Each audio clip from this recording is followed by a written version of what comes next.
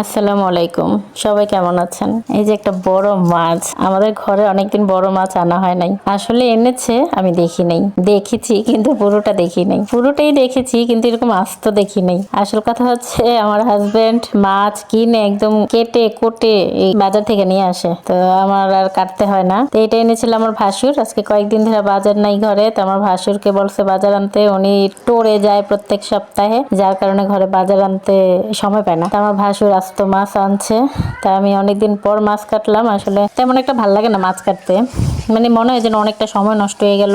আমার এক প্রকারের দেরি হয় মাছ করতে। তো অনেক কষ্টে বিষ্টে মাছটা কাটটা তারপর সিম দিয়ে রান্না করলাম, ডাল রান্না করলাম। তো রাইনের আব্বু ফোন দিয়ে বলতেছিল মাছকে আস্ত আনছে, কাইটটা আনে নাই। আমি বলতেছি আমার ভাসুর আনছে, উনি কি কাইটটা আনবো? বলতেছে দেখছো আমি তো জামাই, আমি তো খেয়াল রাখি তোমার, এর জন্য কাইটা কুইটা আনি। আমি বলতেছি হ্যাঁ আমার ভাসুরে ওনার বউয়ের জন্য কাইটা আনে, নাস্তায় নিয়ে আসে। তা আপনি আনেন, আপনি খুব কেয়ারিং স্বামী, এর জন্য আনেন। আর একটা পুটিং বানাইছি, পুটিংটা অনেক মজা হয়েছিল। আমার উকিলজি বানাই দিছে, আমি শুধু ওভেনে শুধু এটারে তৈরি করছি। এতটুকুই। সবাই ভালো থাকবেন, সুস্থ থাকবেন। আজকে এই পর্যন্ত। আল্লাহ হাফেজ।